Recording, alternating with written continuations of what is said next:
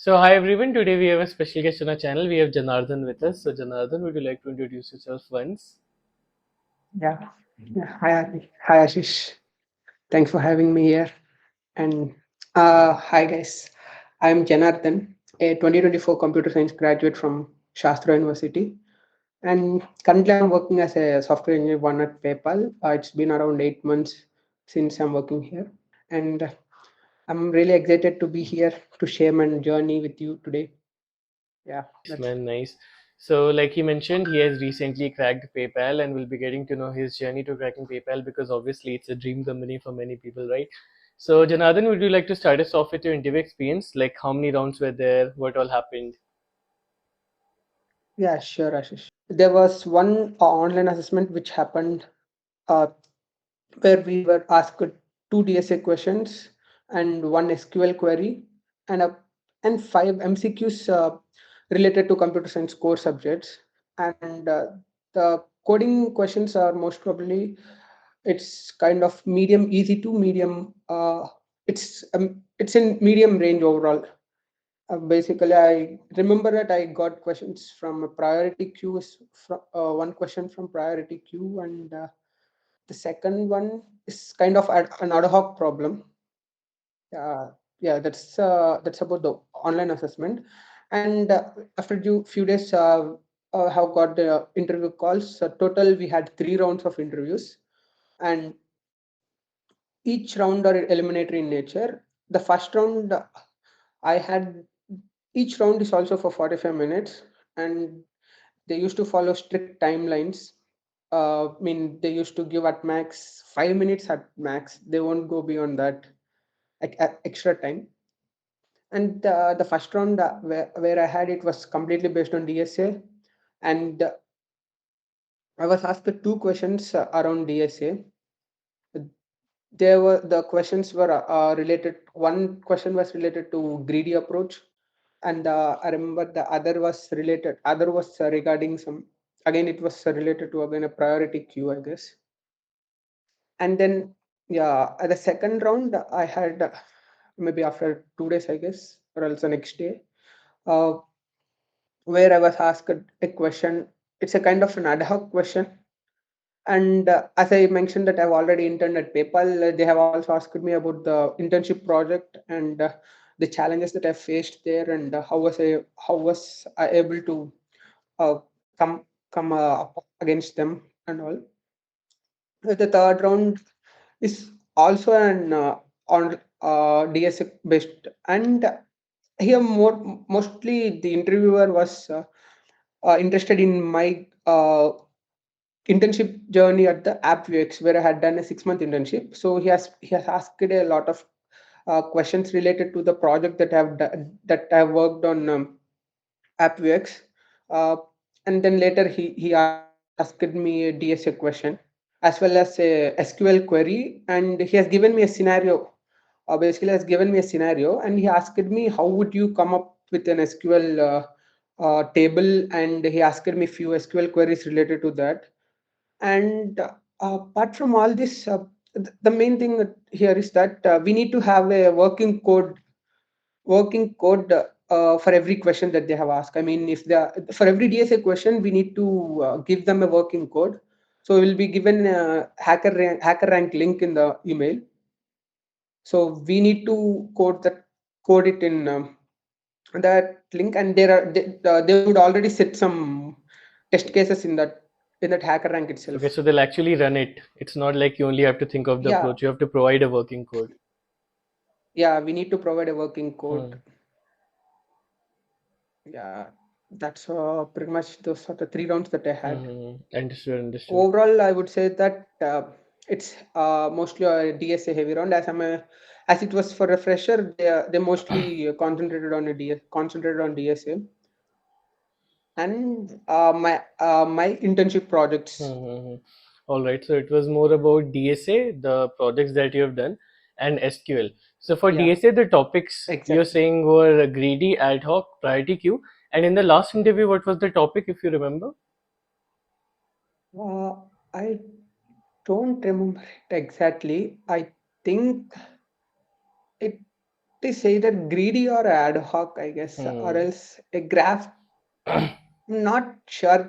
I think I wasn't asked any graph or DP questions Hmm.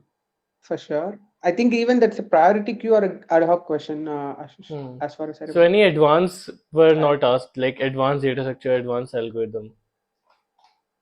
uh, yeah, I don't think they've asked any. I mean, they didn't ask any advanced question, advanced data structures or algorithms. Hmm. But they see the approach that you give Hmm. for the question, that you the way that you approach, and how you code and all. They will be looking at. Hmm. Understood. Understood. All right. So, like you said, it Yeah, was a very DSA heavy round, right? And it was yeah, yeah. about your internship preparation. It was also about your skills. So, I want to know, how did you prepare for this? Because obviously, it was a lot of DSA that they asked. So, how did you prepare to be at this level that you were ready for it?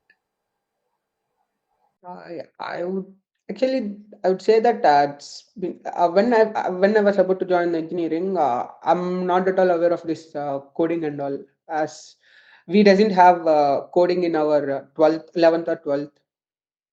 And while joining the engineering, I had a great support from my sister, who was also in computer science grad. She had taught me the computer science. Actually, I'm a COVID batch student. So I had a great amount of time during my engineering first year.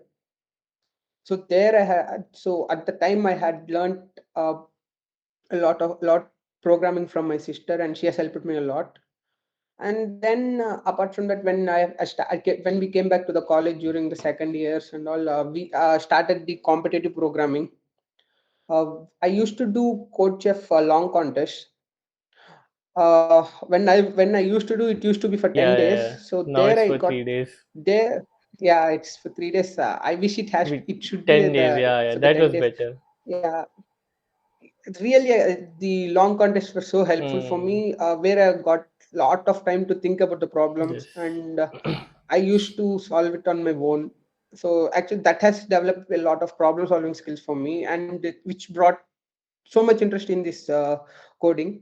So later, with the support of my friends, I mean, we had a group of friends where we used to do competitive programming. So I had started giving contests in CodeChef, Codeforces, and Lead Code. I used to give at coder contest too. Mm. Uh, so I learned a lot of DSA and problem solving skills in this journey. So for me, DSA was not that difficult. I don't say that it's too easy. So the medium level problems were solvable for me at the time.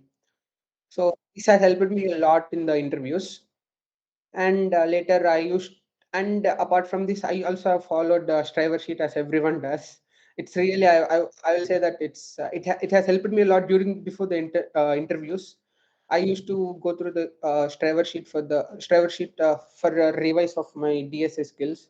It helped me a lot. And regarding the core subjects, I used to go through the Geeks for Geeks, and I had notes from Gate Smashers, so I used to follow those things. Apart from that, these are the main sources that I followed for interview prep. Yeah, pretty much that's it. That's what I followed for the interview preparation. And that's some great advice that you mentioned there. That's some great thing that you mentioned there. That contests and all, especially long form contests, contests we're allowed to Yeah, think, they really help building that intuition, right? exactly. I would say that if that long contest weren't for 10 days, I wouldn't be like this for sure. And I would also really say that to have a good set of friends around you who can motivate you to do those things. I'm pretty much lucky to have uh, such friends who used to support me in doing that, and even they used to start doing it. So it was so helpful for me as well, because Hmm. from my friends. Yeah, no, that is totally right. If you have, like, you had a great sister, if you have someone elder to you, if you have a Yeah, senior or friends, it really helps you in developing skills even faster because you have a support group, a ex- community around you, right? Hmm. Yeah, exactly. Correct, correct, correct. All right, so we've discussed your journey, we've discussed the interview experience. On a final note, to all of the people who are watching this video who also want to crack a good company like PayPal, what advice would you like to give them? Uh, Advice as in, for sure, I'm not the exact person to give the advice, but I would give from the experience that I had so far. Uh, I would say that try, try. You will reach it someday for sure. And also, but as I said, try to have a good environment around you, and try to have good friend circle around you who can help you in your journey. And apart from this, and try to be out of your comfort zone as much as possible, at least until you reach some point. I mean, let's say, and one more thing is that I used to always follow this. So let's say if you need to get to an level X, try to aim for X plus 10 or 20, so that you can at least reach X. But don't stop when you reach X. Try to go beyond. Is what my advice for everyone would be. Right, right. It's always like my father used to say. He said, if you want to get 90% in exam, you have to aim for 100%. Right. Only then you can get a 90%, right? So you have to aim for Exactly. something beyond your capability, beyond your potential. Only then you will reach somewhere good, right? Yeah, exactly. Yeah. Right, that's some wonderful advice right there. Okay, so I think we have got pretty much everything about, Janardhan's journey to cracking PayPal. And if anyone still has any doubt, I'll give his LinkedIn in the description. Make sure you guys follow him from there and connect with him from there. So yeah, thanks a lot, man, for coming on my channel, sharing your journey, taking out time for this. So yeah, thank you. Yeah, thank you for having me.